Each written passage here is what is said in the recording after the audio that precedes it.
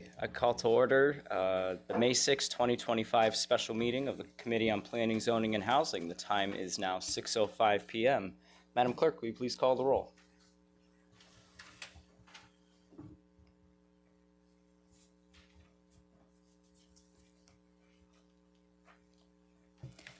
Alderman Simpson, Present. Alderwoman Scott, Alderwoman Barbosa, Alderwoman McAdam, Alderman McNamara, Here.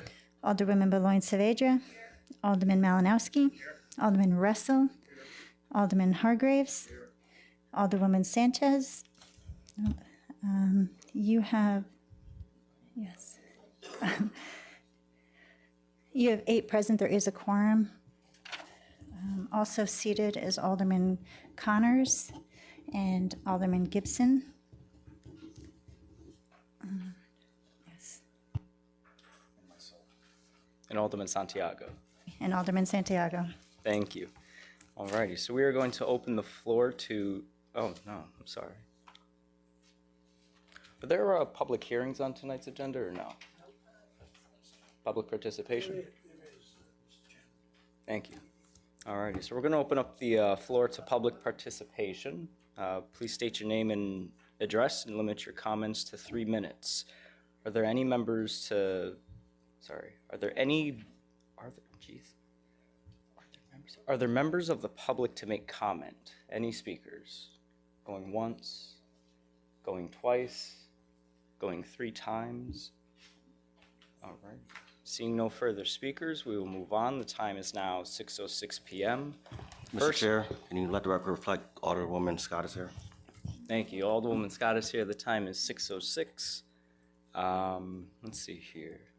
So the first item on our agenda is item number 36785-1, to act upon a resolution regarding the general fund budget for fiscal year 2025 and 2026.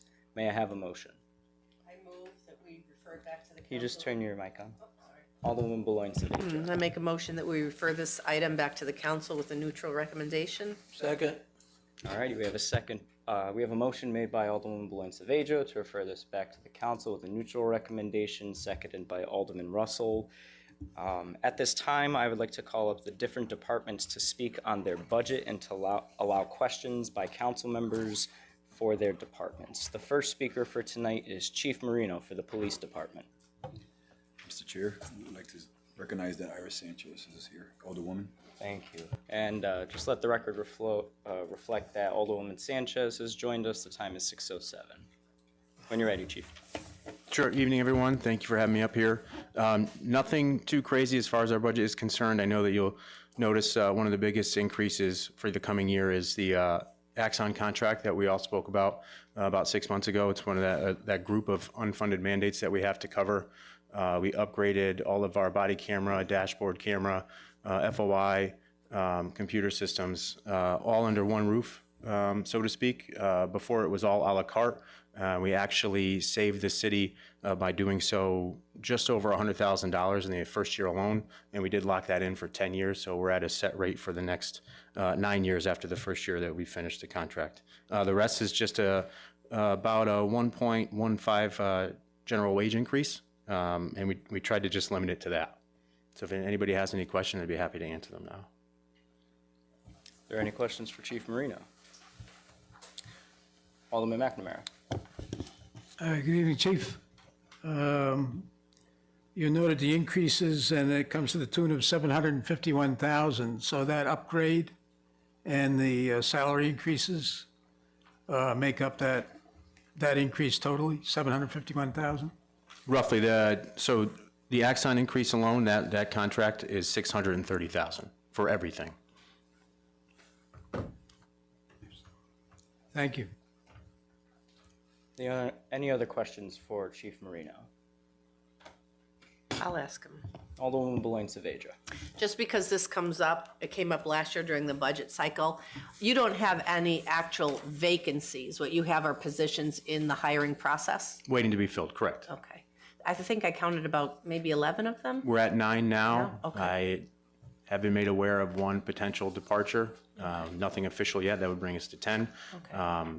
But we are actively looking to fill those. We just held a entry-level process last week. Can you remind the council what your minimum staffing requirement by contract is? 165 officers. Thank you. Thank you, Chief. Could I ask just one more question, if nobody else? Proceed. On the revenue the department produces in terms of that, I don't have it in front of me, but is there a projection of an increase, decrease, or as is? I think it was about $2 million in the last budget, or this budget. Sure. The two main sources of our revenue come from the private duty and our entry-level academy that we host. Our goal is to host at least 2 entry-level academies per year. We don't like to overcommit to that. We did see over the last 3 years, there was one dip in one of the classes where other departments weren't able to fill as many vacancies as they had hoped. But we have seen a steady increase over the last 3 years overall when it comes to our academy classes, upwards of 30 to 40, and even that one class of 60 recruits.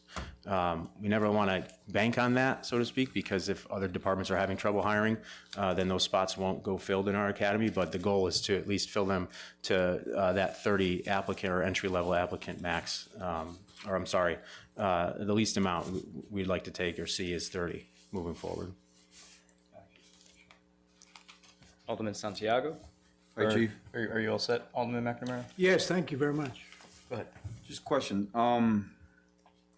With this budget, would it allow for officers to do beat? You know, we remember, you know, back in the days where we used to have the officers do travel, you know, walk in Yeah. certain districts and everything. What you have now, the 165, is that capable of having that, or would you need more officers to kind of? I know you always obviously Put me in a tough spot. As a New Britain kid who's been around the department my entire life, I'd want to be the first one to tell you, and I'm sure that if you asked, or got a popular vote back at the agency, they'd, want to string me up for saying this, but I think we do a hell of a job with the numbers that we have right now, even with the vacancies we have.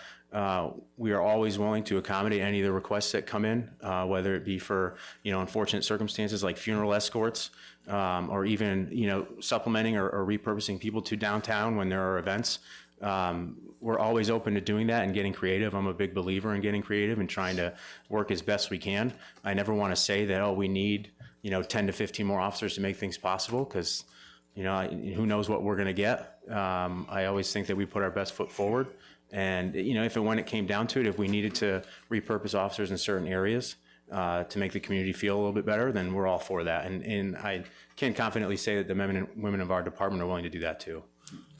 Thank you. I'm not saying that you're not capable of what you have. Nope. I'm just asking, because again, obviously, what you have, you're still short 10. I guess the best way to put it is if we were at 165, it would be a lot easier than right now, but we could still make it happen now if it was required of us. Thank you. Yeah. Thank you. Any other question? Alderwoman Barbosa. What are your department numbers right now? We're 156 with the vacancies that we have. Not a bad spot to be in compared to surrounding towns, especially other departments our size, so we're in good shape. Any other questions for Chief Marino? All righty. I think we're all set here. The next speaker for tonight is Chief Ortiz for the Fire Department. Thank you, Chief.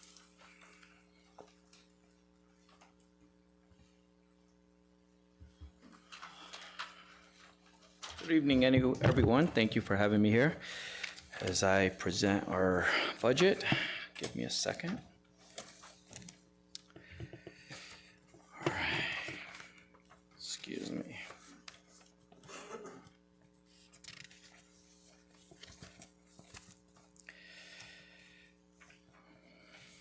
Okay, in support of the mayor's continued efforts to stabilize the city's New Britain finances, the proposed fire department budget for fiscal year 2025-2026 budget is a reasonable and responsible operating budget. Salaries, overtime, and contractual obligations account for 94.2% of the proposed budget. The overall requested budget expenditure increase is $1,415,571, or an 8.5% increase over the previous year's adopted budget expenditures, which covers firehouse maintenance, fire prevention, risk assessment, and program services.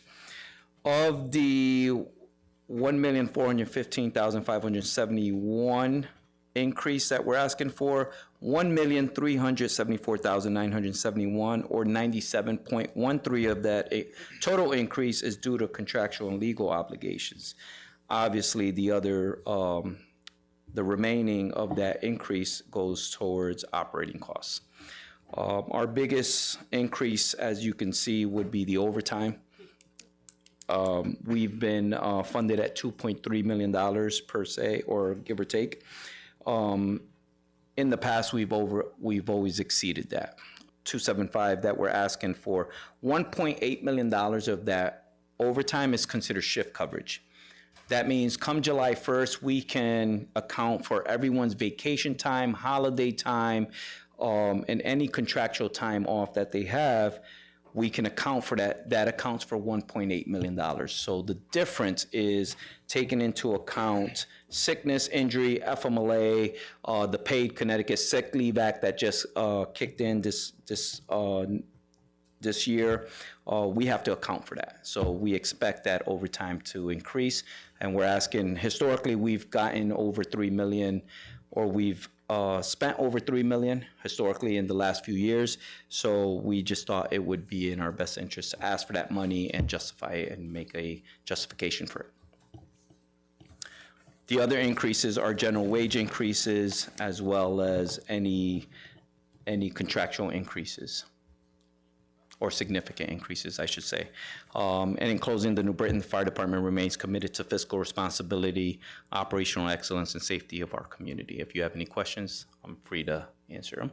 Thank you. Alderwoman Belen Saveja. Chief, what's the minimum by contract number of firefighters? By contract, we have 128 firefighters within the collective bargaining agreement, but we have a total of 132 people working under our department. So not every member is a member of Local 992, but there are 4 individuals that are not. Yeah. So it's a total of 132.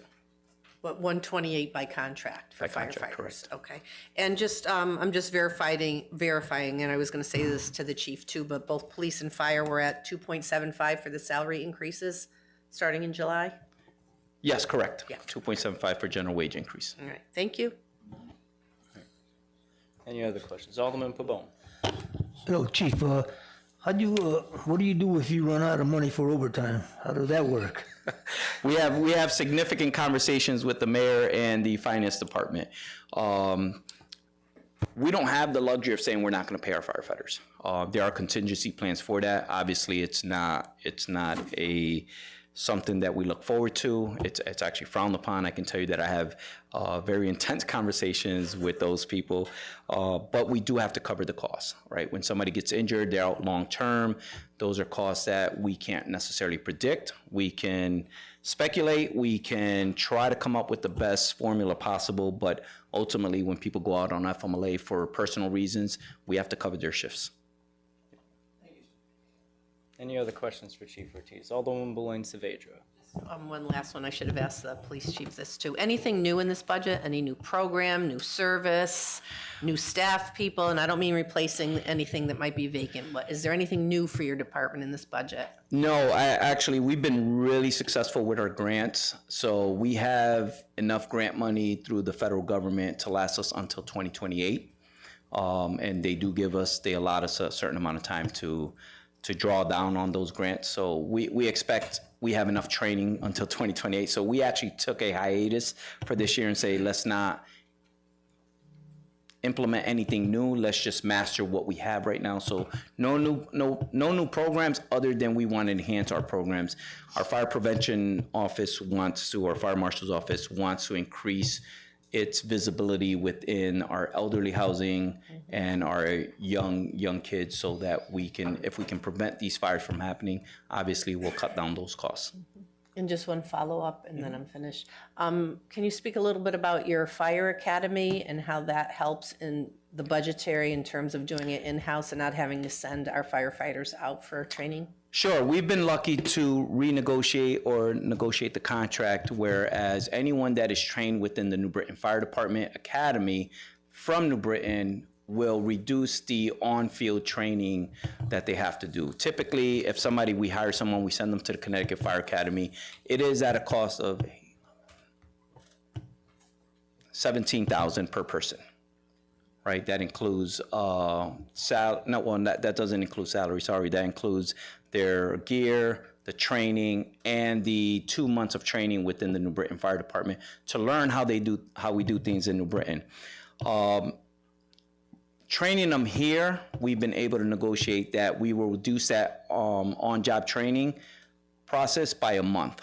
So there's a $5,000 savings there, and the money that we would have spent sending them to the academy, we're sending them here. So it offsets each other, right? We're currently negotiating the opportunity to train individuals from other departments, which we can become a regional asset for that. But obviously, that's something that has to be negotiated with the collective bargaining, through the collective bargaining.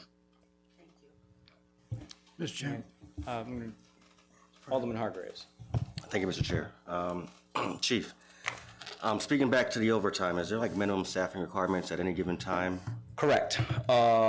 We operate with a 3-person company, never falling below 3. We can operate up to 4, which is the standard, the national standard to operate with 4 firefighters, but we've negotiated that we can drop down to 3 for minimum staffing, but no less than 3. So right now we are operating at 3. That's per engine, Per engine, 4 per ladder, just for operational reasons. and there's 2 ladders. There's 2 ladders, correct. So we operate with 27 people per shift. So I recently heard that there's like an issue in recruiting firefighters, especially like the volunteers. So if we provide mutual aid to these towns, is that a burden to our overtime budget line item? The only time in my 7 years here that we've provided mutual aid to volunteer towns 3 times in my 7 years here. We typically have an agreement with other career departments that have an investment in their operations, so we have accountability. Typically with volunteers, you don't know necessarily who's coming, and it makes it almost impossible to track personnel that are there. We have agreements with Southington, Meriden, Hartford, West Hartford, East Hartford, Bristol, Middletown, just to think off the top of my head, and those are all career departments. So we typically don't provide mutual aid to volunteer towns. Volunteer towns operate differently, and they typically will work with other volunteer towns for that mutual aid compact. Thank you. And so we don't have any issues with recruiting? Not in Britain, no, thankfully. I can tell you that in other departments they do. We actually have people that want to come into New Britain, and I'd like to think that that's part of the culture that's changing within the department. Thank you. Alderman McNamara. Evening, Chief.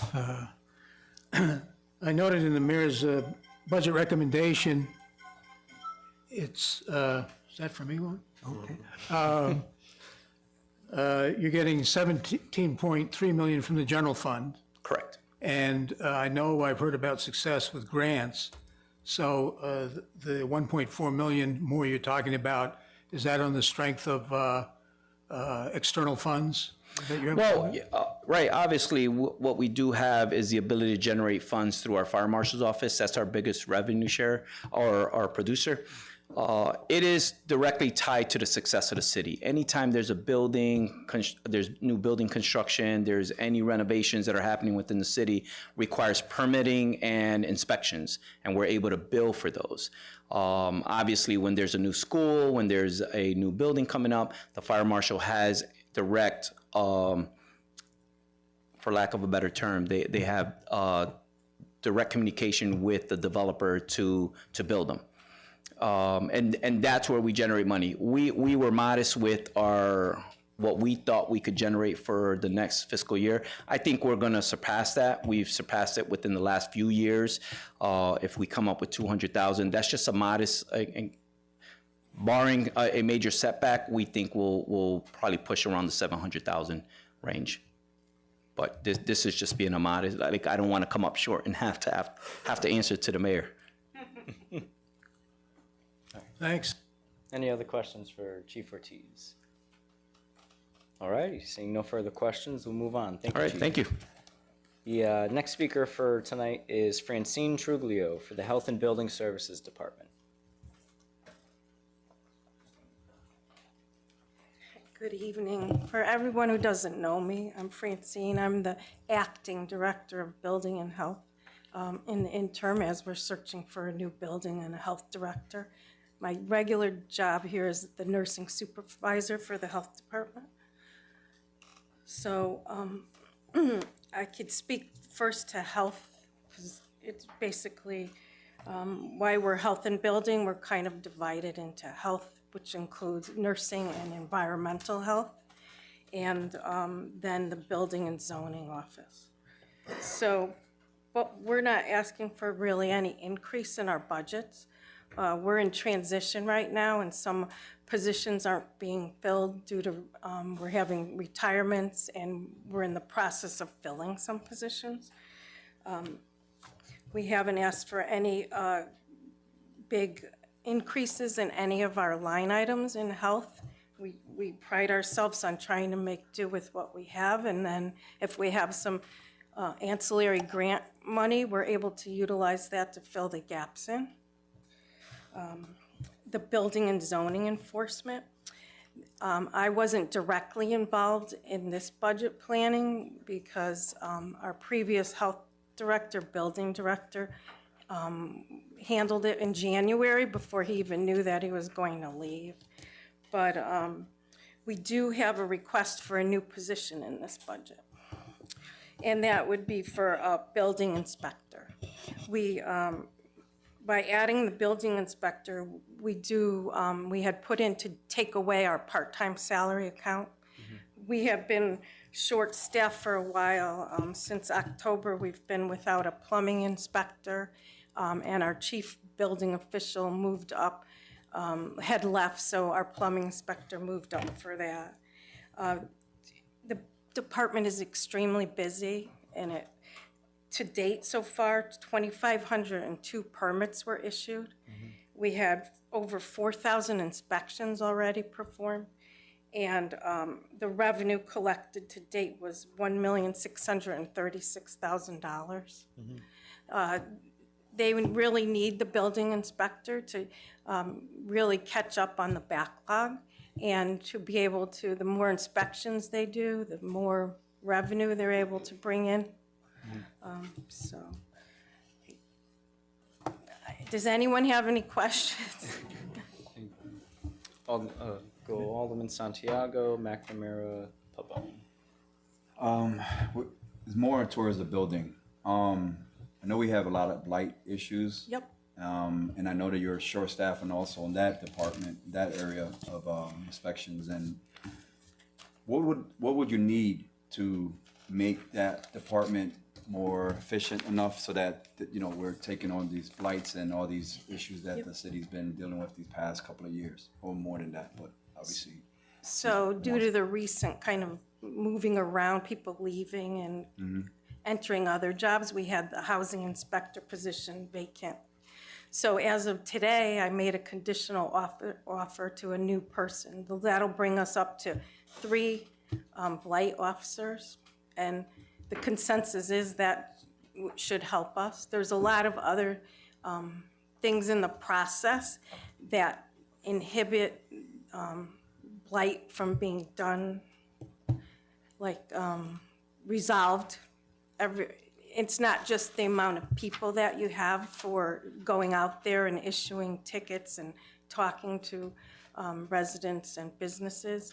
It's a process, so there's other things that stand in the way, but they're confident that with that 3rd housing inspector, because the sanitarians also do housing complaints, so they're able to work together with the housing inspectors to get those done. No, because on the questions I'm asking, there's a reason why I'm asking these questions, because I did have some complaints about that there isn't enough inspectors, especially on the blight and all those issues, that they would like to some help. Because again, obviously there was issues that follow-ups, and you know, again, actually, if that same inspector is going to another home, the follow-ups for the place where they might have came in originally might, you know, there's still gaps being not filled from those. And we have a blight task force that Caleb Cowles is the chief sanitarian, and he's on that blight force, and he's working to resolve those issues. They've been assigning all the cases and following up on them weekly. Yeah. What's the caseload per blight officer, or? I'm not sure about blight, but yeah. It's mostly building permits and inspections that I have data on. Okay. I can get that information. I'll follow up. I will email you on the follow-up. Okay. Thank you. Alderman McNamara. Oh, welcome. Hi. Sorry to put you on the spot, but if you could answer, this is, Building and Health is one of several departments that actually is showing $94,000 cut in the overall budget. Maybe the finance can answer that, but is that due to retirements or Yep. totally? I'm going in the end of June, and our health director recently left. We posted for the jobs. Tomorrow's the closing date for both the health director and the building director, so hopefully we'll get some good candidates. We originally posted them together as Mr. Lupo was doing 2 jobs. That's my. And we have not been lucky enough to find another candidate that had that experience. So it's being divided into 2.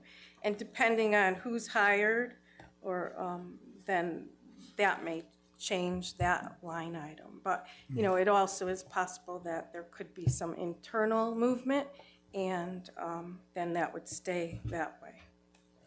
Well, I think I spoke to Mr. Lupo before he left about the need to what Alderman Santiago was talking about, keeping up with inspections and addressing blight. Yep. So that cut doesn't reflect the ask or the inclusion for a new inspector in your view. No, and that's in consultation with the chief sanitarian and the chief building official. And just a general operational question, when you encounter blight or you go out on a complaint, is there coordinated enforcement with health and building and Yep. fire marshal? Yep, absolutely. They all work together every day, and we have a new software system that actually incorporates all 3, and other departments too that have anything to do with permitting and ticketing. And so they're all notified depending on whose purview it is, and they all work together. Thank you, Mr. Chairman. Thank you. I had Alderman Pabon next, but I got you guys after. A quick question. Now, you collected, you said $1.6 million in permits. That goes into the general fund, doesn't Yep, it? absolutely goes right back in. Okay, now, another one. Last year, there was over 2,200 and some, 2,614,000. No, we're making a profit in that department, okay. Yeah, How about, and what do they've you caught do? up with their backlog of being short-handed. We got a new plumbing inspector who was the assistant building official for the town of Farmington, and he started 2 weeks ago. And he's been out there on his own after a couple of days, so we're confident that we'll be able to keep up with the permits. Oh, so we do got a plumbing inspector then? Oh, And okay. he's great. All right, thank you. Alderman Belen Saavedra. Mr. Perugini, could you come up, because I think the division of the building and the health department is a little more complicated, especially in terms of how the savings were realized, because as another department head's position was created, some lower staff were eliminated. So perhaps you could talk about the moving parts and the separation, if that's okay with you, Mr. Chair. Of course. And then get back to what actual staffing exists, like how many sanitarians, how many blight officers, because there were moving parts. I'm sorry, I missed the question. Can you repeat it? Sure. So I was walking up with Alderman everything. McNamara had mentioned some reduction in the budget, but staff shifts have happened. And although Sergio Lupo's job is being separated out into 2 department heads, some staff tweaking went along with that to make it almost a wash financially in terms of that. So I thought maybe you could highlight how the staff shifts took place. Sure, the bigger pieces on that, let's take building. So last year, or actually in the 25 budget, you had Sergio, who was the health and building director. And right now we had to split it because there wasn't anyone qualified who put in for that could cover both the jobs. So then we split it into two different pieces, a building director and a health director. And since it's in hiring in process at the moment, we just needed to have a budget snapshot of where the position is to put it in. Even though it's showing 0, that was the cost estimate at the time for like building director on page 199, 120. But if you look over at the column full-time salaries, it's 0. We don't know who's going to get it, whether an internal person applies for it and gets it or an external. So it was a placeholder to show that it's in there, and our best guess at this snapshot in time for April 9th when we had to produce the budget. So, do you need me to talk about health too? It'd be similar on that end. Well, I think just from a staffing perspective, because also Alderman Santiago talked about, maybe needing more inspectors, but maybe we could talk about, there were vacancies and Sergio left, and then people in his department either took promotions or left the city. So I guess what I'm trying to ask you is to create a narrative about, were the backlogs because people were leaving and vacancies occurred, or are the backlogs because we're understaffed? Francine would know that better. A lot of movement. People left to go to other municipalities. We lost our health director. We had some people retire too in the housing department. So we've been filling positions. And historically now in the state in general, the building department positions are extremely hard to fill. It's very competitive. Salaries are high. A lot of towns are offering sign-on bonuses. So it's been very competitive. And we had to post out a few times for the plumbing inspector. We weren't able to get one. We had to repost it. And if you notice, you'll see lots of municipalities have building official, building inspectors, plumbing, heating, electrical positions open. So we're competing with every other department in the state, basically. Let's follow up again, just to kind of put a bow on how the staffing is going. So if you looked at this year and assuming there were no vacancies, just the number of staff people that were out there doing inspections, does this budget with the two departments separated out basically carry the same number of staff, just split into the two separate departments? When we had a full complement, absolutely. And even in environmental, we have a sanitarian trainee who's basically doing the same work as the other 3 sanitarians, and he's covered under a workforce development grant paid for by the State Department of Public Health. So we're lucky enough that a couple of our positions are funded through some grant funding. And we historically have had 3 sanitarians. When Sergio was doing dual duty, we ended up adding back a sanitarian supervisor. And then we got an extra trainee. So we actually had more staff in that area. Thank you. And I actually just have an add-on to your question. I believe last year the housing department made a similar, if not identical, ask of adding a housing inspector. And so even with the same staffing levels, that those backlogs were existing as of last year's cycle too, right? Okay, thank you. Yeah, and we're making a concerted effort to deal with blight, making it a priority for our department this year. And I'm sorry if I didn't have all the answers for you guys. You're doing great. Alderman Russell. Actually, I would like to go back to blight. With the blight, as far as that goes, at what point does it go into the court system? Actually, we have a new ticketing process, and I can explain it to you. I'm learning a lot about building department. So we have a new system that we've been doing for like about 2 to 3 months. And the reason for implementing this new system is we feel it is better able to hold people accountable. They can't argue and get off the hook for it. because we place a lien. So we take in the tickets and then we send out, they have 10 days to appeal or pay. If they don't, we send out a citation letter.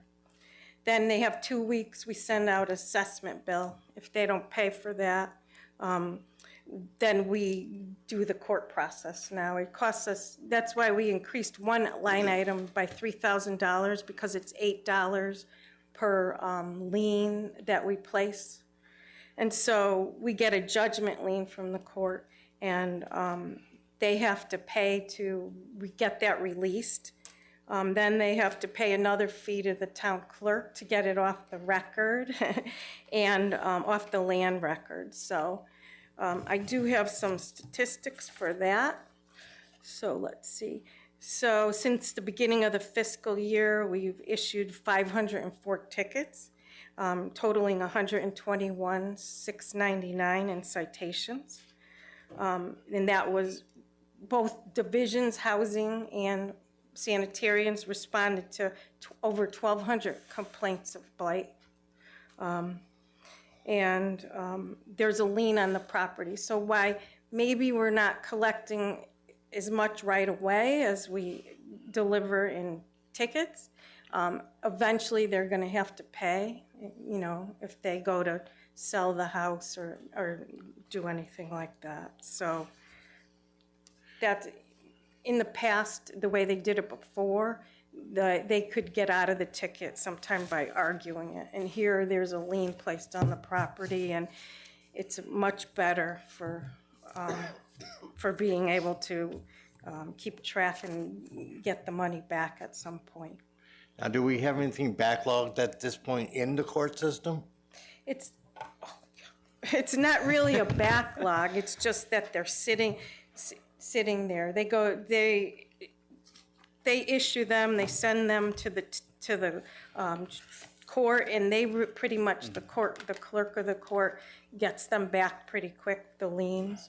So why people haven't paid a lot yet this fiscal year, it's there, and at some point we're going to be able to collect it.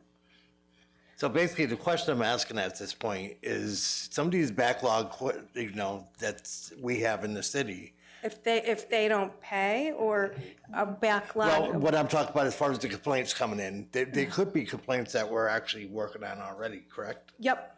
Yep. Yeah, and we have a database for that, and every complaint, we have someone who takes them, enters them into the system, and then the supervising sanitarian assigns them to either a housing inspector or a sanitarian. And it's an electronic database, so they have to follow up on it. And they have instituted weekly meetings to discuss the blight cases, and there's like the top, I would say maybe there's 29 or so cases that are like what we would consider the most severe, that they address quite frequently. The others they follow up on, do a ticket, they go back, see, you know, it depends on what the source of it is, what the complaint actually is, because there's a lot of different things that are considered blight, from tall grass to, you know, sewage backups, infestations. It's a wide variety, and, you know, of course, even heat, no heat in the winter, it's considered under the housing and sanitarians. So, you know, they prioritize the largest needs, the biggest blights, but they do address, you know, they keep on top of things. So more staff's not going to correct that problem? Not at this time. Hopefully, we're going to be up to our full complement. And we'll, you know, it's always fluid. It's a work in progress. You assess, you evaluate, you make a plan. Yeah. Okay, thank you. You're welcome. Thank you, Chair. Thank you. Alderman Hargreaves. Thank you, Mr. Chair. And thank you, Francine. As a nurse by trade, you're stepping into the building department and taking on a huge role. So we'd like to thank you for that. Thank you. So my question is, there's been a lot of talk about blight, which my understanding is blight is typically the outside of the property. It could be the inside, too. So that was my question, is the inside. So how many of your complaints are actually from tenants that have complaints about their landlords and not addressing I don't health and have safety yeah, violations. there's a lot of complaints from landlords and tenants. Okay, tenants about landlords, but more about that's a lot. But a lot of it is outside too. So let's see. I did make a list of things. As we had mentioned, it could be mold, it could be water leaking, it could be sewage, it could be trash outside, high grass, weeds, no heat. There's a lot of different things that fall under that category. Lack of utilities. Illegal apartments is another thing. So people go in and they're going to a tenant's complaint or an outside blight complaint, and then they notice there's an illegal apartment in the basement or the attic. That's a health and safety issue. And that has to be addressed on multiple fronts from the sanitarians and the housing and building departments. It's a lot. Yeah, so I deal with landlords and tenants often, and I do want to commend your department and the inspectors that go out there because they do a great job of making sure they're addressing those issues. Some are long-term, some are shorter term, but they follow up and make sure that the parties are happy and that things are resolved. So it's good to partner with them to make sure those things happen on a day-to-day basis. So I like to applaud their efforts. Thank you. Alderwoman Barbosa. What's the lead time response to a complaint from a tenant and a landlord?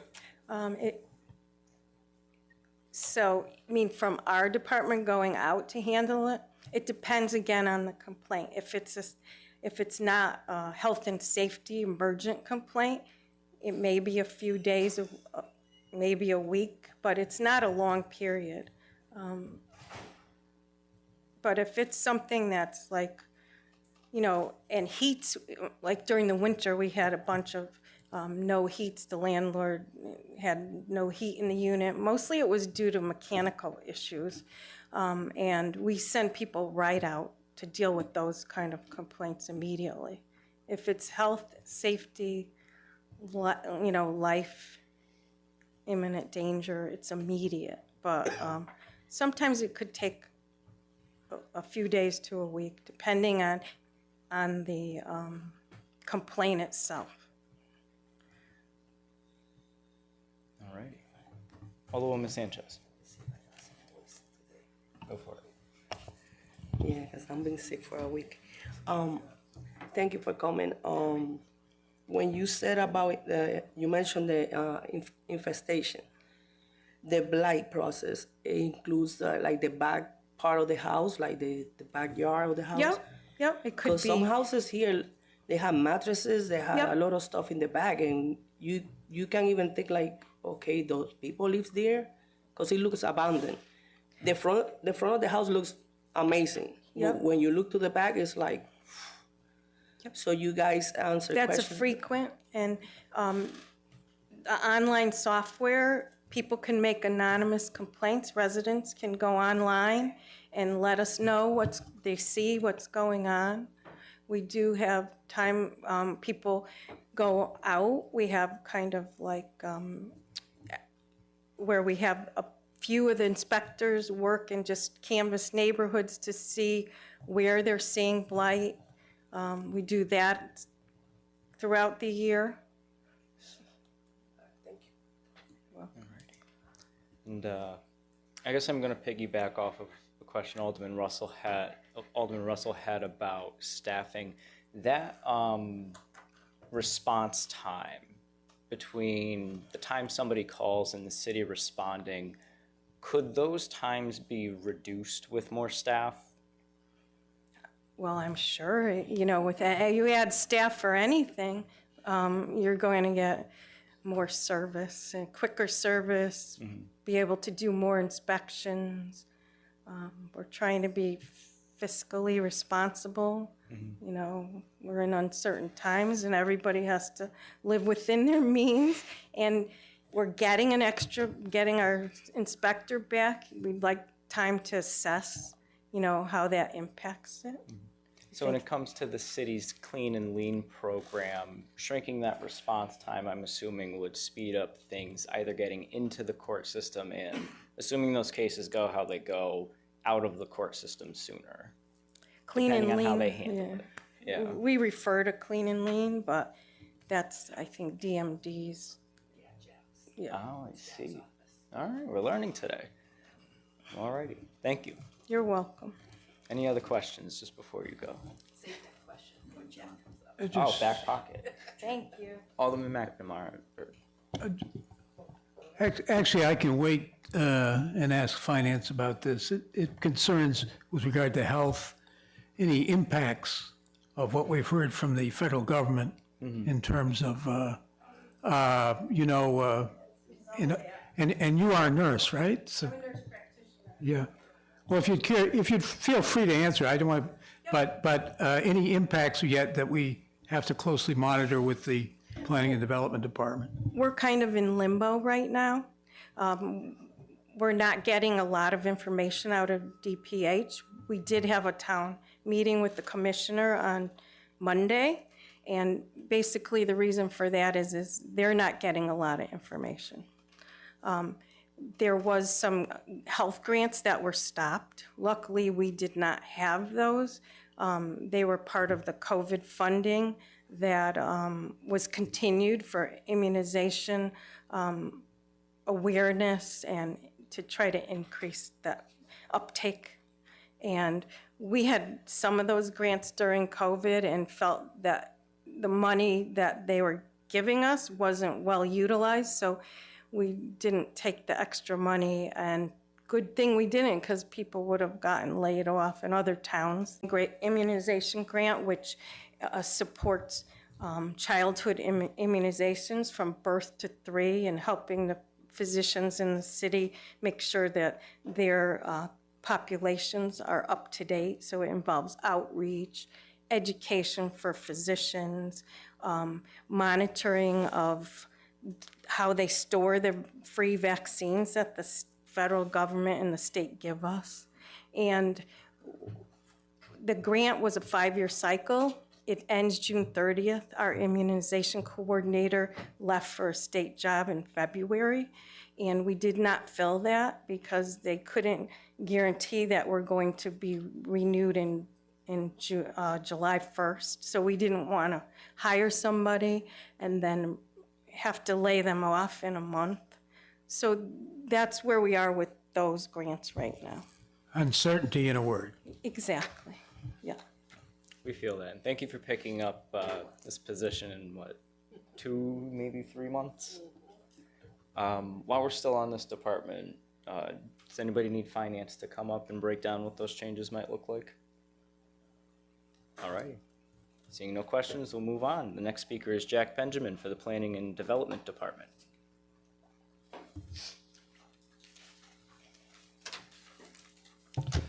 Good evening. My fiscal year 2026 budget is requesting a modest increase of a little over 2% of the fiscal year 25 budget. 88% of that increase is due to contractual obligations, due to union contracts. And besides that, I attempted to cut where I could, mostly administrative stuff, office supplies, that sort of thing. Advertising was the only other category that had a major increase, and that's due to rates of advertising with the Hartford Courant for our public notices. Happy to take any questions. Any questions? Alderwoman Boulogne-Saavedra. Mr. Benjamin, what unions are in your office? What are your? All 3 that are present on the City Hall side, so 818, 1303, and 1186. 818, what'd you say? 1303 and 1186. 2 of those, I think, are in negotiations, right? Yeah, I believe so. Yeah, 1186 and 818 are, okay. Your total office, how many employees in your total office? So in this, under the City Hall budget, I have 5 staff, 5.5 including myself, and then 5.5 funded through the federal HUD money. So 11 altogether? Correct. Okay.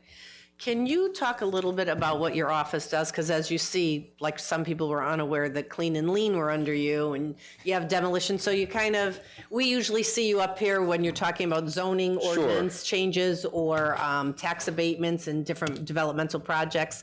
But could you talk about some of the other things your office does? Sure. So on the community development side of things, we're in the middle of the annual plan process right now, which you all are familiar with.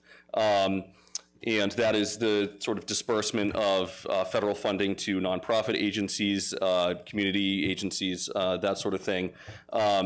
Additionally, community development runs our neighborhood preservation program. So that includes emergency roof repairs, our lead program, general neighborhood, so clean and lean, upkeep, that sort of thing is run through community development. We do have economic development, which you'll see me occasionally in front of you, generally under Administration, Finance, and Law Subcommittee, dealing with potential tax modification deals for development projects, that sort of thing. We use our portions of our federal HUD money through the Economic Development Department to do business assistance, which is the umbrella for two programs. One is commercial loans and one is micro grants. And then the third is when you see me the most often, and that's for planning and zoning updates. Thank you. Any other questions for Mr. Benjamin? All righty. Well, I guess while we're learning about, oh, sorry, Alderwoman Scott, go ahead. I was just wondering about the advertisement. Where do you send out your public notices? We use the Hartford Courant now. So we used the New Britain Herald. The reach was obviously much smaller. The impact was less for public hearing notices, and they were inconsistent with their advertising. Sometimes we had issues with getting things published before deadlines. Okay. How much is it for the Courant? It really depends. It depends on the word count, essentially, of what we're advertising. So it depends on how busy we are. And so we've, not only have advertising rates gone up in the last couple of years, but we've gotten increasingly busier. Okay. Thank you. Any other questions? Mr. Chair, thank you. Alderman Hargreaves. Just to follow up, so those public hearings are typically based on ZBA? We advertise for Zoning Board of Appeals, city plan, occasionally subdivisions we have to advertise for, subdivision hearings. Most of the time, I'd say 90% of the city plan side of things, we're advertising for ZBA. And there's a charge for ZBA applications? Yes. So there's revenue? There is revenue coming in. Offsets the expenditure? And we did increase our fee schedule last year because we hadn't touched it in about 10 years. So it went from $260 was basically the flat rate for a variance or a special exception. That went up to $300 across the board. Thank you. Thank you. Any other questions? All right.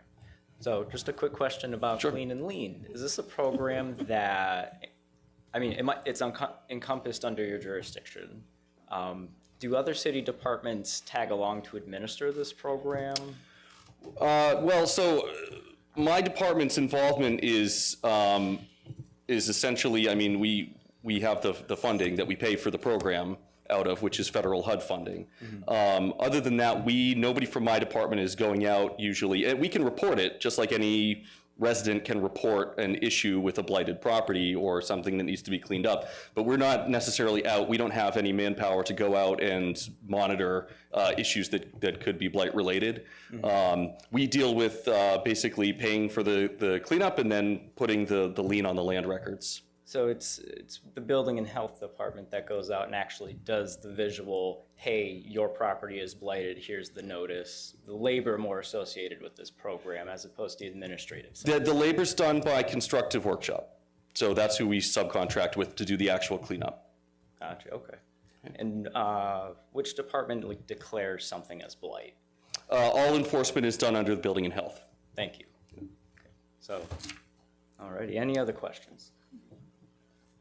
Alrighty, thank you, Mr. Benjamin. Thank you. We'll move on. The next speaker is Director Dupre for the Recreation and Community Services Department.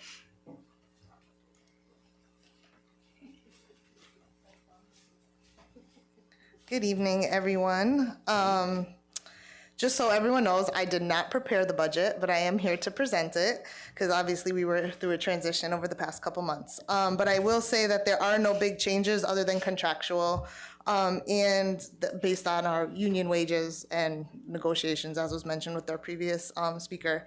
What we also are keeping our eye on part-time wages. So minimum wage went up to $16.35. We hire a lot of part-time staff to run our programs. So that definitely has a little increase in there. And we also have to take into consideration the sick time requirements that is required by the new state law. There are a few data processing increases with our recreation department and our cemetery department, just bringing our programming ability and registration ability up to the 21st century to make it more user-friendly for our participants. And there are a few increases in our fuel and oil lines, and that's just based off usage for cemetery, our golf course as well. Yeah, that's pretty much what we have. So any questions? Alderwoman Valencia Vedra. We can't make it that easy on her first budget Oh, presentation great. to the council. How many employees do you have? Full-time or part-time? We'll stick with full-time. Full-time, about 32. Is that just in the park and community services, or does that include your senior center? This is everyone. So that includes recreation, community services, senior center, cemetery, golf course. Okay, so 38, that's actually not a lot, 38 employees, okay. And can you tell us, is there anything in this, I mean, your department does a lot with all those subcategories too. Is there anything in the budget that's new, that's happening in the coming year, something new going on? The newest thing is our MyRec software. I would say programmatically, we're trying to stay status quo just because the department is in a transition. So where I came into the budget, there might be some little programmatic changes that we might make, but that's gonna be in due time. So nothing to talk about right now. But our MyRec software is up and running to allow online registration, easier communication with our participants. And just for the record, in 2 weeks, we have taken in about $90,000 through the MyRec software. Wow, okay. So it's not new, but you have some big projects you'll be looking at. John Degadillo's here too, I know he does that, but you have some park projects and some other things going on. All is on track? Sure, yes, everything is on. We have our golf course pavilion, Stanley Quarters being paved right now. We're looking at bringing the boathouse back to life with some running toilets and running water in the facility. Martha Hart Playground is done. We're looking to do an ADA improvement there as well, adding a parking lot and paving the path that is all gravel right now. And we are looking to install some pickleball and tennis courts down at AW. Very good. Everything going all right at some of your smaller ones that have on the special revenue side, which like senior center and cemetery, everything fine there? They're all running. They're all up and running. We are looking to add senior swim this year to our swimming. Our pools are open for 8 weeks over the summer, so we are looking to offer free swimming for senior citizens, as well as a special senior citizen swim on Saturday morning from 9 to 10:30. And we are also exploring a safe space on Sunday mornings for those with autism. Oh, nice. Very nice. Keep me posted on that one. Sure Thank thing. you, Mr. Chair. Keep the council posted on that. Yeah, of course. Thank you. Any other questions? Chairman? I've got Alderman McNamara, followed by Alderwoman Scott. Hi, Mallory. Hi. Just a question, we heard at a budget hearing last week, and we heard a lot about housing and homelessness.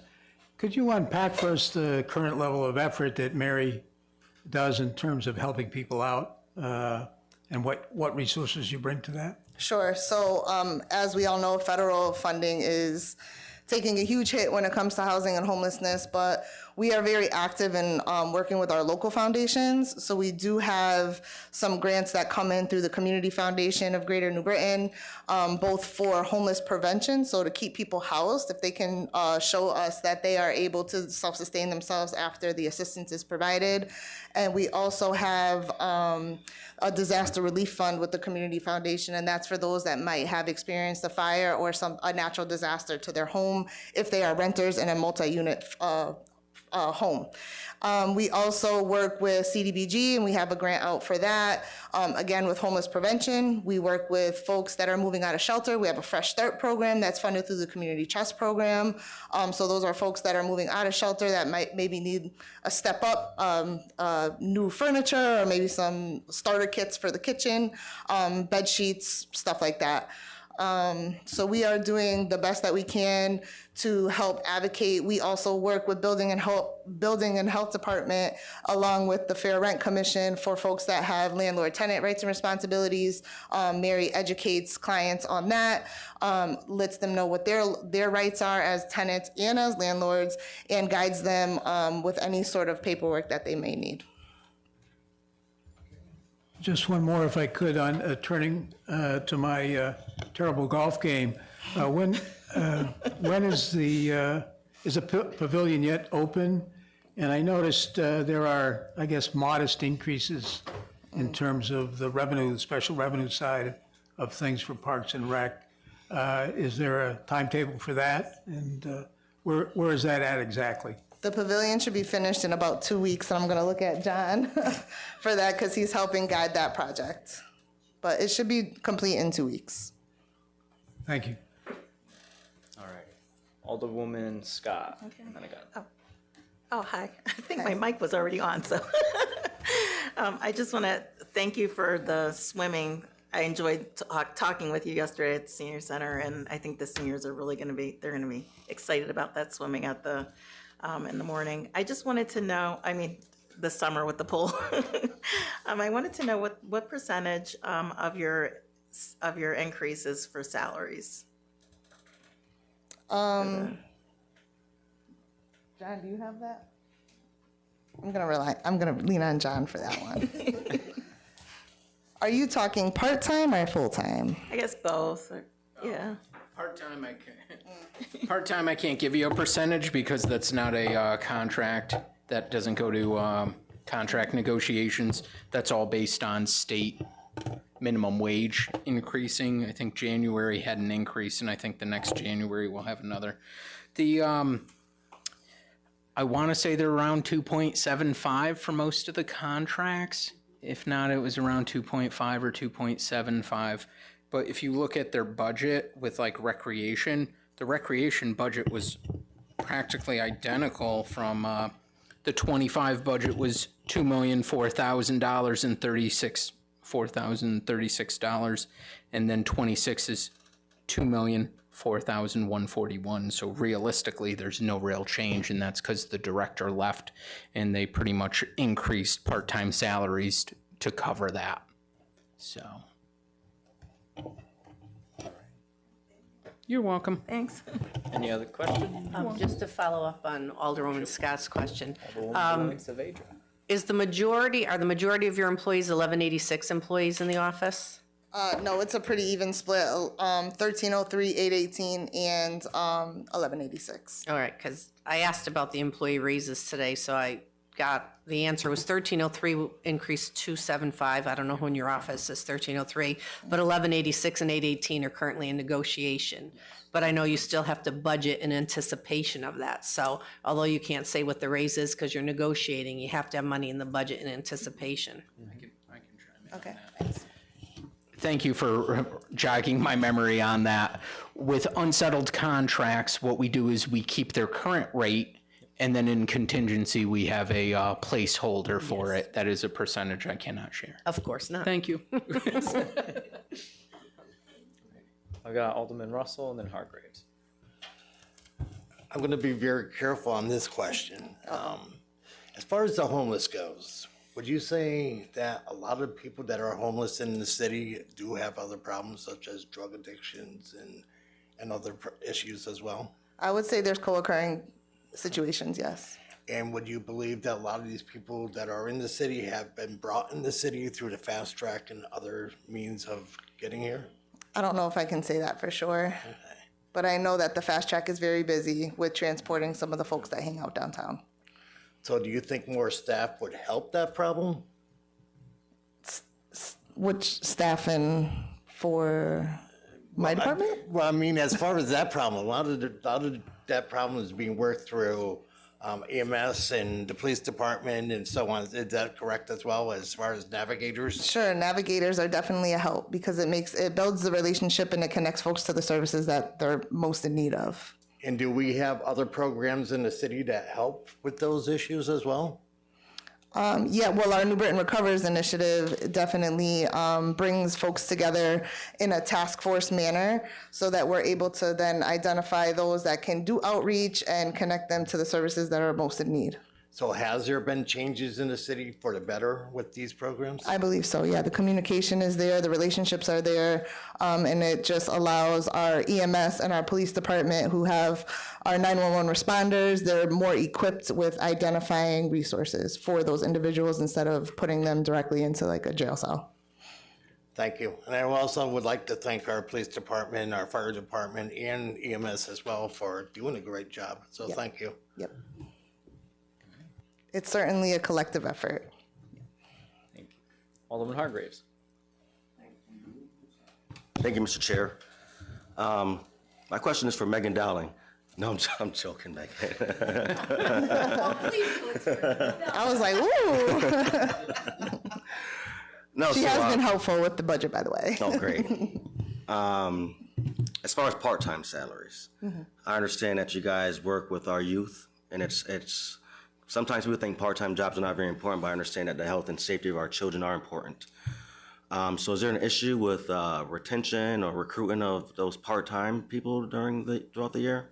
I think that we have a huge application pool of students, and part-time versus seasonal employees, I think seasonal is a better sell for our department because kids look for summer jobs. And I think the City of New Britain is set up with our community partners such as OIC and HRA that train our kids starting as young as 14 years old with these job skills, and it establishes a natural pathway for them to then apply for jobs within the City of New Britain. So I don't think that we're struggling with that. I mean, the after school is tough because it's a 3 to 6 work shift, and our kids are in middle school and high school. We're looking for college kids or mature high school students to mentor our younger population. And I think that's just the natural struggle of the after school world, is because we want our kids to participate in after school activities, but then we want them to work for us. College kids, we want them to work for us because they need the learning, but we also want them to focus on their studies. So I think keeping the application process open all year round allows that pool of part-time or seasonal employees an opportunity to work for us. So the salary is competitive for retaining good staff? I believe so, yes. All right, thank you. Alderwoman Beloin Saavedra.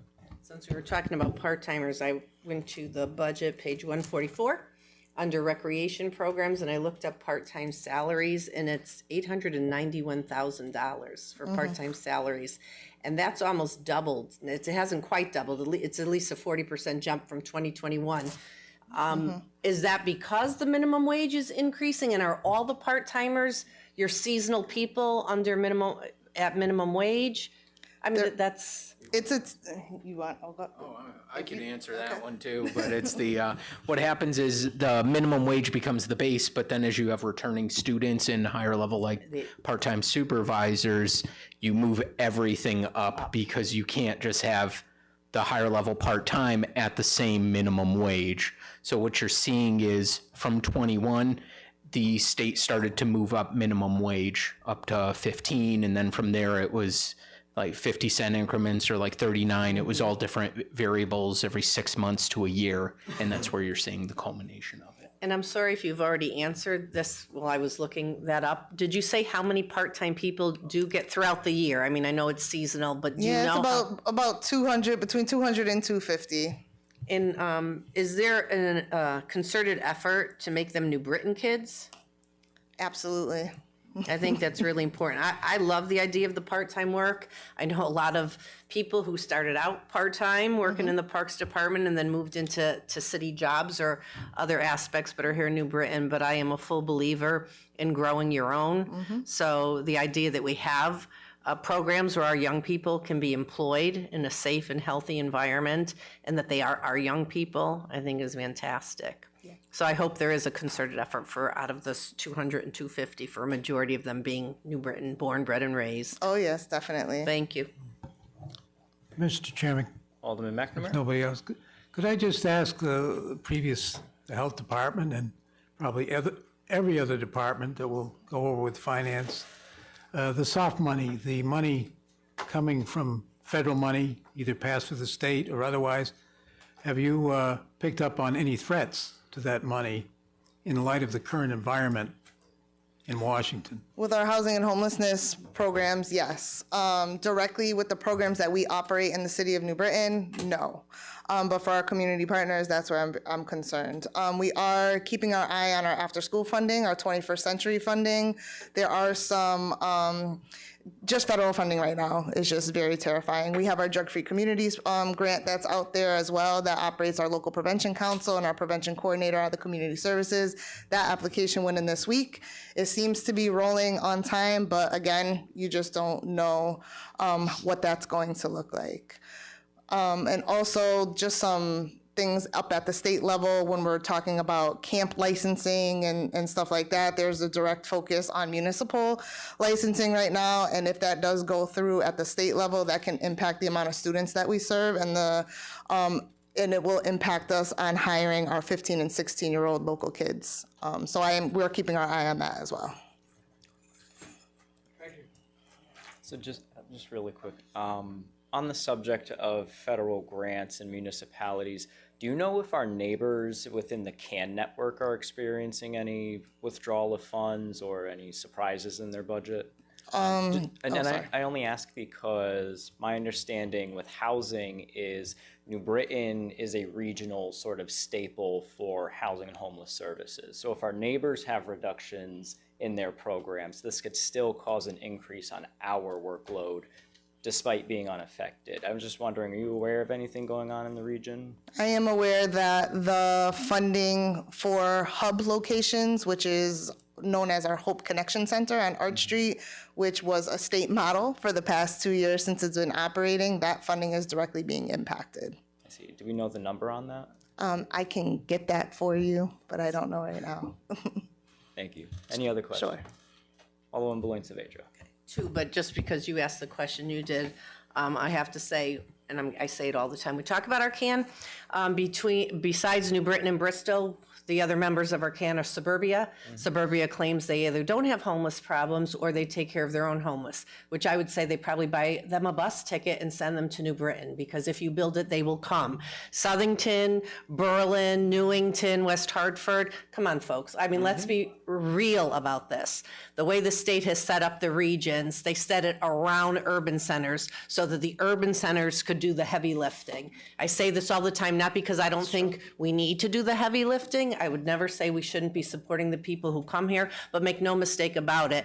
The point I think Alderman Russell was trying to make earlier about the fast track is the homeless people that originate from New Britain are the people we really want to focus on, but because we do a good job, or at least we are trying to do a good job in tackling the homeless problem, the suburban members of our CAN do not step up to the plate. And I think the state, when they look at funding, when we talked about also previously that whole 10% of affordable housing and only 29 communities out of 169 have it, the state of Connecticut can't exist without urban centers, without the 12 urban centers that are in Connecticut that all the suburban communities surround. The state could not exist without us. So as appreciative as I am when state money comes into us for a variety of our programs, the state looks to urban centers to do some mighty heavy lifting. And some of it comes at a cost. You wouldn't see this council putting a resolution together saying we don't want affordable housing because it's a detriment to our community. We're looking at various ways to increase it, but our suburban counterparts are not. So that was my soapbox moment. That wasn't really the question that I had for you, Ms. Dupre. I wanted to talk about the senior center. Anytime I get a chance to step on that soapbox, I'm going to, because it's very frustrating, and I'm sure the rest of you feel that frustration. It's bipartisan, yes. Yes, I mean, this is about urban centers and how the state utilizes urban centers. Without us, suburbia can't exist, right? So for all of you watching at home that don't live in New Britain, you're welcome. Because without us, you couldn't be you. So, and I will say that to the day I die. And I will die and be planted here in New Britain too. So I'm not going anywhere. some will say I'll be good fertilizer, right, John? And the question. And the question is, on the senior center, can we talk about the number of employees you have and the difference between full-time and part-time employees at the senior center? Sure. We have about 5 full-time employees, and I don't know off the top of my head part-time employees, but I do know our part-time employees are diehard. They cook the kitchen, they make sure our seniors are fed, they run our events, they drive our buses, they run our dial ride program. And I will say that we had 400 new members sign up in 2024. So we are not hurting for members. Our members are actually asking for expansion, and it's pretty fascinating. They do fashion shows and they have monthly dances. They have bands that come in, they do trips, and they just had a senior citizen prom on Thursday, and there was a little over 300 people that were in attendance for that. So our senior center is on and popping, and the staff there, they are excellent. You said 400 new members. Do you know what the total membership is at the senior center? So it's an ongoing list. And it's weird because we don't, they're seniors, so we don't really have who's not a member anymore, but I believe it's close to about 850. Okay, that's awesome. So just a shout out to your department because it is pretty complex. You go full circle from children and teens all the way through to retirement and senior citizens and everything in between. And the cemetery, so when they're done, yes, we take care of them too and their families. That's a good point. That's a good point. My final resting place. So I just want to say that I find that you're all very creative and that you're able to switch gears really rapidly from the different programs and services. And when we talk about New Britain and we talk about so many good things that are happening and people say, what can you do in New Britain? If you don't look at recreation and community services, people are crazy because there's just so much that happens, again, from birth to death. So I just want to applaud you for the services that New Britain does, the parks that we offer, and all the other ancillary programs. Thank you. And that's kudos to all the staff, full-time Absolutely. and part-time. See, Megan, do you want to come up and say anything? Thank you, Mr. Chair. Alderman McNamara. Just a point of information, do you have any thoughts on organizing a soapbox derby race and having Mr. Vedra fire the opening gun? Only if I could compete against John. We're actually talking about doing paddleboat races though at Stanley Quarter. That might be a fun new program that. Hockey where you can the other person? No, we don't promote violence. Bumper boats. We did joke about that too. Yeah. All right. Mr. Chair, I move for a caucus boat race. Wait a minute. I gotta look at my caucus. No, it's a special, Okay. hang on, it's a special meeting. Sorry, Alderman Connors, we can't take new agenda items. Is that not in Robert's rules? It's not in our standing rules. All righty, is there any other questions for Director Dupre? Alderwoman Scott. Where do we send our kiddos if they need a job with you? To the recreation office. Okay. Yes. So hopefully people hear that. Go to the office if you need a job. Yes. Any other questions? Just Alderman Santiago. comment. The leadership program that the Parks and Recs also facilitate, correct? The Leaders in Training program or the Youth Leadership Council? So we have. The training, leaders in training. Yep. How many kids usually apply for that one? I know it's new, but like. They've been averaging 50 kids, but if we can find an additional staff member, we're looking to increase that this year to 55. Thank you. I just want. We try not to turn anyone away. Thank you. Any other questions? All right, seeing none, we're going to move on to our final speaker. Thank you, Ms. Dupre. The next speaker is John Delgadillo for the Support Services Department.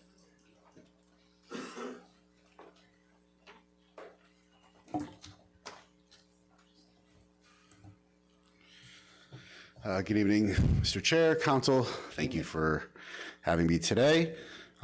Sports Services Department, I believe everybody's familiar, but just to fill everybody in again, it encompasses the Facilities and Energy Department, which is technically the property management department for the city, the IT department, and then the Public Safety Telecommunications Department, which is the 911 center as well as public safety IT.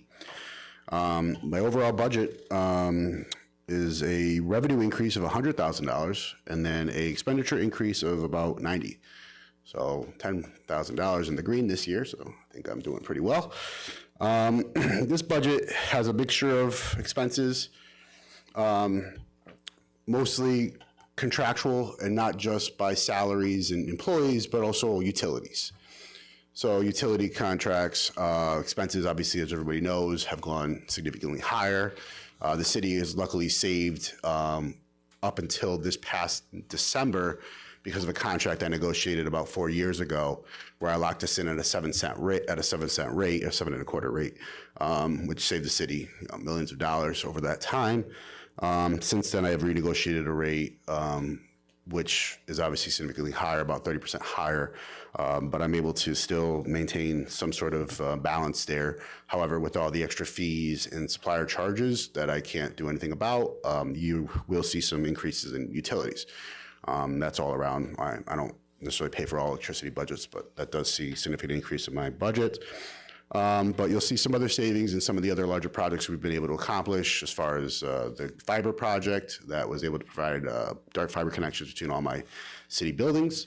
That saves on internet costs and other costs like that, and also provides the ability to do more. That's why we have free Wi-Fi at all the city parks and other benefits to the public like that. But overall, like I said, a $10,000 decrease overall in my budget between revenue and expenditures. So I think this is a pretty well-established budget, but I'm obviously at the mercy of contracts as far as personnel, utilities, et cetera. And the raising costs of fixing buildings, paying for contractors to come in, do work, et cetera. Those costs have not gone down. If anything, they've gone significantly higher, and we're all feeling that all around. Are there any questions for Mr. Delgadillo? Once, twice. Alderman Valencia-Vedra. Anything new and exciting in this budget of yours, John? No, nothing new and exciting. I'm here to keep everything maintained, fixed. As things break, I'm here to fix them. IT is doing a lot of good things as far as, getting more programs and stuff, the MyRec program, other programs as far as the building department's program. We assist with those rollouts to, make it easier for both city personnel as well as the residents to access city government. So that's just ongoing work, though. Nothing new to the table for us. Dispatch center, 911, we've done a lot with the new Next Gen program, where it allows us to incorporate more of the things as far as autism awareness and other items that helps police and fire do their job, assist them in doing their job, as far as EMS as well. So, yeah, I think that's pretty much it. Nothing new and exciting now. Sorry. All right. If I'm not wrong, your the negotiations for dispatchers came in the lowest, 2.5% this year. That's what I have from Linda. Is 222 your dispatchers? That's correct. Yes, Yep. 2.5%. So, just for the record, they're coming in at a 2.5% increase in this budget. And then your other workers are 1186, correct? Mostly 1186, correct. I have Okay. I have 3 818 or 4 818 and what? Yeah, that's it. I don't think I have any 1303. Oh, IT. Thank you. Appreciate that. 5 1303 employees. 60. Okay. I have 60 people altogether. How many people altogether? 60. 60 in all the departments. And that between you all three manage. divisions, correct. So Yeah, I have 5 1303, 4 818, and the rest would be 1186. Okay. And 818 and 1186, I'll say again, they're out for negotiation, so that money's somewhere. That's Right, Mr. Perugini?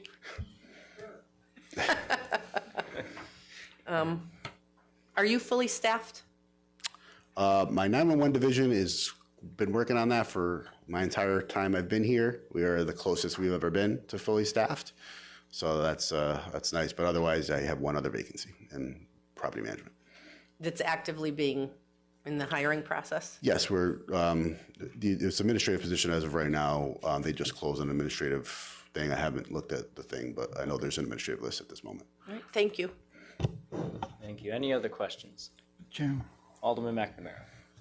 Hi, John. Just an informational question about cybersecurity and the investment your IT department is making in that. And I know it's a Google platform that the city relies on, but. Not necessarily. Okay. But generally about cybersecurity and what we spend to keep things secure.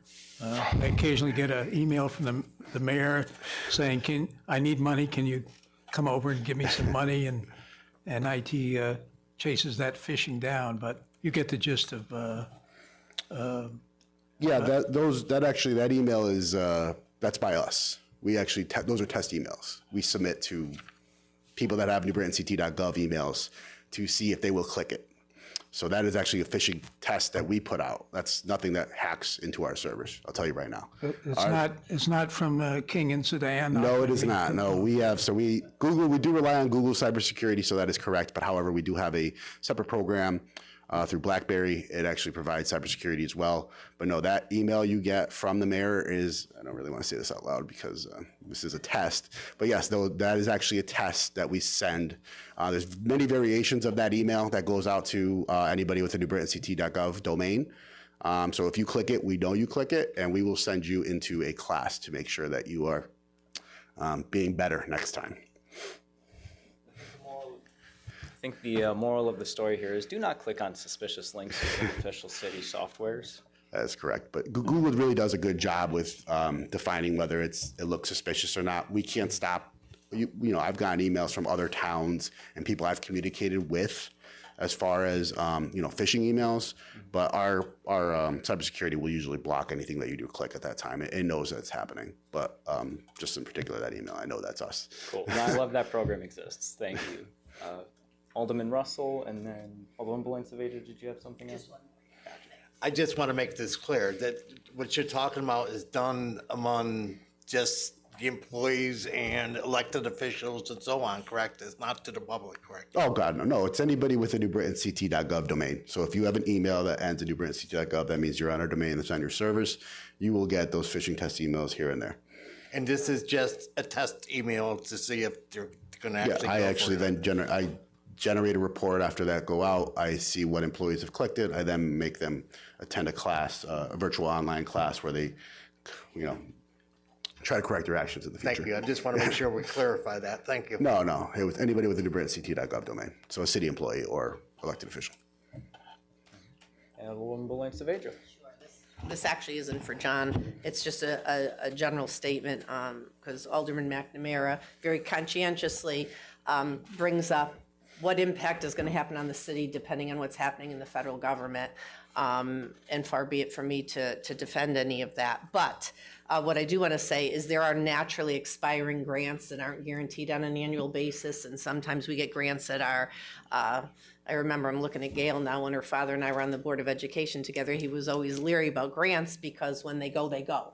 And you're not guaranteed anything. So some of the losses that municipalities, ours and others might have to deal with, the ARPA money going away, it was a very nice cushion for a while and we had a length of time to spend that money, but when it goes, it goes. And then there are some conditional grants that are just, if the money's there, you could apply for the grant, and if it's not, it's not. We do the same thing when we use our surplus money. Sometimes we're able to give it out and sometimes we aren't. So there's a lot of different reasons the city might not have money for certain programs that were previously grant funded, and I just want to make the statement that it might not all be the sky is falling. Some of it might just be some long grants that have just run their course. That doesn't make it any easier for us to, pick up the pieces and decide what we want to do with those programs. But I just wanted to say that. That's all. Thank you. This is true, and I'll actually ask the question: does your department rely on any of the grants Alderman Belancevager is describing? We have one grant, but it's fully paid. It's from the state level. It might come from the federal. I'm not positive, but it's already in an account that we already started withdrawing from. So there's nothing that we rely on this budget. It's just additional funds to help us maintain typically city buildings, such infrastructure like that. State LoCIP is a big part of being able to replace larger expenditure units here because I only have so much money available to each building. I'm not sure if state load SIP is going to be affected, but I doubt that would be affected by the federal grants. So those are really the two that I for. Thank you. So our cybersecurity program you guys have going on, all the IT support, all of the digital infrastructure you guys handle, that's separate from whatever's going on at the federal government. That is correct. Cool. Some of those grants I've chased after in the past is very time consuming, and you usually only get like $5,000 to $10,000 out of them. So they get pretty particular on what you have to do with them. So I haven't chased any grant like that in a while. Typically, it's housing authorities. At my previous work, housing authorities typically get a lot of those funding because they have a lot of those compliance factors to get the funding ahead of us as a municipality. Okay. So essentially those grants are very, very nice to have, but they aren't mission critical in our case here. Correct. No, everything here is budgeted for. Any other questions? All righty. Well, that concludes our list of speakers for tonight and our departments for tonight. Is there any other discussion on this item? Reminder, the motion is to refer this back with a neutral recommendation. All righty, all in favor of this, please say aye. Aye. All opposed, say nay. The ayes have it. Bless you. All righty. Mr. Chair, can I move for a quick 5-minute recess just for leg stretching purposes? Are there, I thought there's 2 more items. No, we have 2 items on the agenda. 3. Yeah. Yeah, we can, room will have it. We'll take a 5-minute recess. Thank you. All right, stretch your legs. We're in recess. The time is 7:37.